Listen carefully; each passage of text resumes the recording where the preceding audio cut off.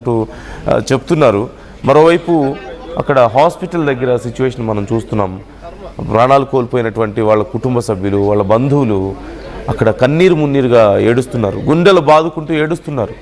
ఏ పాపం తెలియని తమ కుటుంబ సభ్యులు, తమ మిత్రులు రోడ్డు పక్కన నించున్న వాళ్ళు ఒక్కసారిగా ఇలాంటి ఘటనలో ప్రాణాలు కోల్పోతే, లేదంటే తీవ్రమైనటువంటి గాయాలతో కొంతమంది ప్రాణాపాయ స్థితిలో ఇప్పుడు హాస్పిటల్లో ఉంటే ఎవరిని బ్లేమ్ చేయగలుగుతారు? వాళ్ళు ఎవరినని అడగగలుగుతారు? వాళ్ళకి జరిగిన నష్టాన్ని తలుచుకొని ఎంత బాధపడుతుంటారో మనం ఒక్కసారి అర్థం చేసుకోవచ్చు. మరోవైపు ఎవరిని అడగాలి? ఆ కారు అంత దారుణమైన పరిస్థితిలో ఉంది, ఆ కారులో ఉన్నవాళ్ళు గాయాల పాలైనట్లుగా తెలుస్తుంది. మరోవైపు వీ కెన్ సీ లోపల ఉన్నటువంటి ఎయిర్ బ్యాగ్స్ ఓపెన్ అయ్యాయి, ఫ్రంట్ పార్ట్ అంతా పూర్తిగా నుజ్జైపోయింది మనకు కనిపిస్తుంది. సో లోపల ఉన్న వాళ్ళకి గాయాలైనట్లుగా తెలుస్తుంది. ఎవరు సమాధానం చెప్పలేని పరిస్థితి, ఏం జరిగిందో తెలియదు. చివరికి వాళ్ళ కుటుంబ సభ్యులను కోల్పోయారు. ఆ పెద్దవాళ్ళు చూస్తున్నాం, మహిళలు, పెద్దవాళ్ళు ఎలా నిస్సహాయ స్థితిలో వాళ్ళు ఏడుస్తున్నారో మనకు కనిపిస్తుంది. సో పోలీసులు కేసు నమోదు చేసుకుని దర్యాప్తు చేస్తున్నారు. కారు టైర్ పేలడం వల్ల ఆ వేగంలో అదుపు తప్పి ఒక్కసారిగా దూసుకొచ్చింది అని కొంతమంది చెప్తున్నారు. మరి కొంతమంది లేదు, వేగంగా డైరెక్ట్గా కారు అలా దూసుకొచ్చేసింది, టైర్ పేలడం కాదు అని చెప్పి మరికొంతమంది అంటున్నట్లుగా తెలుస్తోంది. కారణం ఇంకా పూర్తిగా మనకు తెలియలేదు. పోలీసులు దీనికి సంబంధించి విచారణ చేస్తున్నారు. కానీ జరగాల్సినటువంటి భారీ నష్టం అయితే జరిగింది. ఒక శుభకార్యానికి వెళ్ళొస్తున్నటువంటి కారు ఇలాంటి ఒక దారుణానికి చివరికి గురైంది, ఒక దారుణమైనటువంటి ప్రమాదానికి గురైంది. మాటల్లో చెప్పలేని నష్టం. రోడ్డు పక్కన ఆగున్నటువంటి 3 అమాయకులు ప్రాణాలు కోల్పోయారు, 7 తీవ్రంగా గాయపడ్డారు. కాలేజ్ స్టూడెంట్స్ ఉన్నారు, వాళ్ళ పరిస్థితి కొంత సీరియస్గా ఉన్నట్లుగా తెలుస్తుంది. ఆ కుటుంబాలు రోడ్డును పడ్డటువంటి సందర్భం కనిపిస్తుంది. ఎవరికి అర్థం కావడం లేదు ఏం జరిగిందో అక్కడ. ఈ ఘటనకు సంబంధించి ఇలాంటి ఆ బస్ స్టాప్స్ లాంటివి ఉన్న దగ్గర ఖచ్చితంగా సహజంగా రోడ్డుకి బస్ స్టాప్స్ దగ్గర ఖచ్చితంగా బ్యారికేడ్స్ ఏర్పాటు చేస్తారు, లేదంటే ఒక రైలింగ్ ఉంటుంది, ఒక ఐరన్ రాడ్స్తో రైలింగ్ ఏర్పాటు చేస్తారు. ఇట్ సీమ్స్ లైక్ అక్కడ ఆ రైలింగ్ కనిపించడం లేదు మనకి. చూస్తున్నాం, అదిగో బస్ స్టాప్ కనిపిస్తుంది, బస్ స్టాప్కి ముందు ప్రొటెక్టివ్ రైలింగ్ మనకి ఎక్కడ కనిపించడం లేదు. మేబీ ఒకవేళ అది ఉండుంటే ఇంత ప్రమాదం జరిగి ఉండేది కాదేమో. ఎందుకంటే బస్ స్టాప్స్ దగ్గర చాలామంది వెయిట్ చేస్తూ ఉంటారు కాబట్టి ఏదైనా ఒక్క వాహనం వాళ్ళ మీదకు దూసుకొచ్చినా ఎంత భారీ నష్టం జరుగుతుందనడానికి ఇది ఒక ఎగ్జాంపుల్. అందుకని ఖచ్చితంగా ఈ రైలింగ్స్ ఏర్పాటు చేస్తారు. ఇళ్ళున్న దగ్గర, హైవేల పక్కన సామాన్య ఇళ్ళు ఉన్నా సరే, లేదంటే ఇంకేమైనా ఆఫీసులు ఉన్నా సరే ఖచ్చితంగా ఆ ప్రొటెక్టివ్ రైలింగ్స్ అనేవి ఉంటాయి, ఆ బ్యారియర్స్ అనేవి ఉంటాయి, బ్యారికేడ్స్ కానీ ఆ బ్యారియర్స్ కానీ ఏవో ఒకటి ఉంటాయి.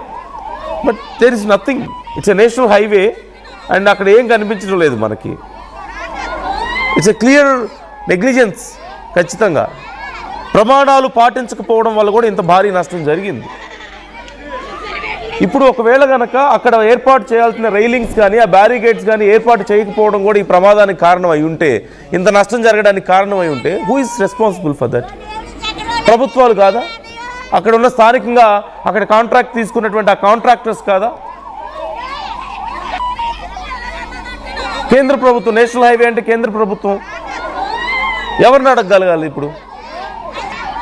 ఎవరైతే అక్కడ మొత్తం నిర్వహణ చూసుకుంటున్నారో ఆ రోడ్లు అవన్నీ కూడా, they are responsible for that. ఖచ్చితంగా నేషనల్ హైవేల మీద 100 కిలోమీటర్ల వేగంతో కార్లు లేదంటే లారీలు వెళ్తూ ఉంటాయి సహజంగా.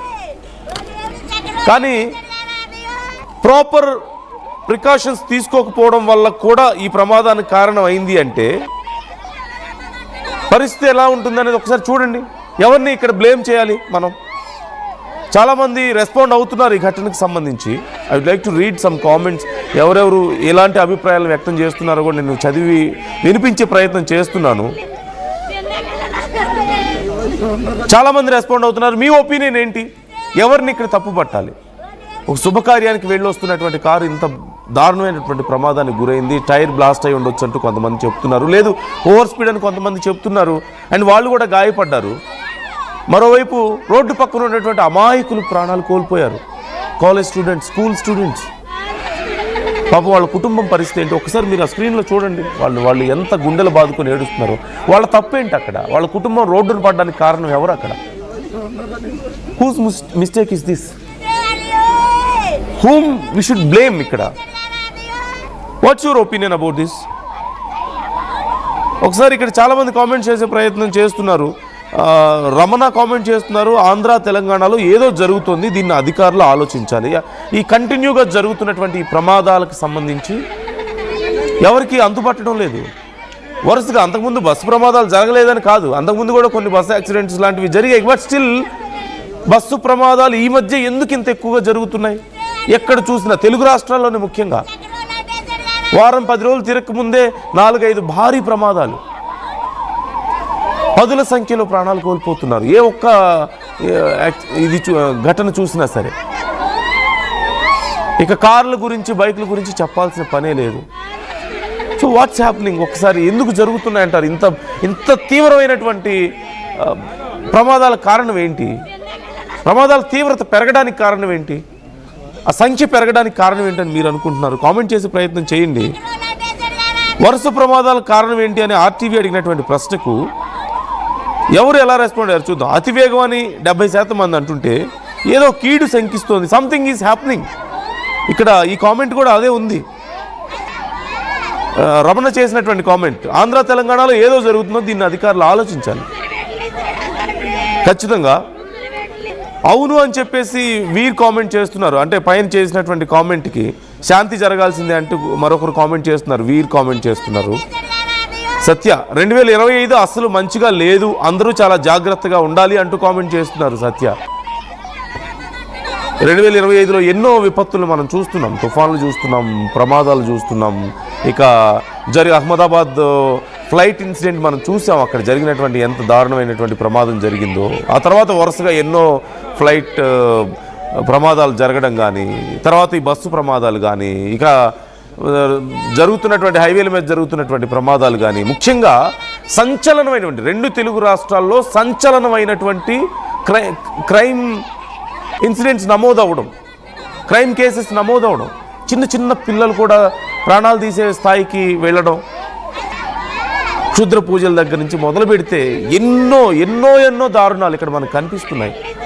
అందుకని కొంతమంది ఇలా భావిస్తున్నారు, maybe this year is not good అని చెప్పి చాలామంది భావిస్తున్నారు, ఇది కలిసి రాలేదని కొంతమంది అనుకుంటున్నారు. So what's your opinion? ఎందుకు ఇంత ఈ క్రైమ్ పర్సంటేజ్ పెరగడానికి కారణం ఏంటని మీరు అనుకుంటున్నారు? కామెంట్ చేసే ప్రయత్నం చేయండి. అలాగే డ్రైవింగ్ స్పీడ్ 120 to 150 km అంటూ కామెంట్ చేస్తున్నారు అనిల్ కుమార్. అంటే మీరు ఒకవేళ ఆ ప్రాంతానికి చెందిన వాళ్ళ, మీకు ఒకవేళ ఐడియా ఉండుంటే ఇంకొంచెం క్లియర్ డీటెయిల్స్ ఇచ్చే ప్రయత్నం చేయండి అనిల్ కుమార్. అలాగే వీరు కామెంట్ చేస్తున్నారు, పక్కగా వాళ్ళు ఏమైనా కూడా పట్టించుకోరేమో ఇండియాకి అంటూ కామెంట్. పాక్ వాళ్ళు ఏమైనా కీడు పెడుతున్నారేమో ఇండియాకి అంటూ, పాకిస్తాన్ ఏమైనా చేస్తుంది, ఇలాంటి విషయాల్లో వాళ్ళు ఏం చేస్తారు? We can't see in that angle. Highway road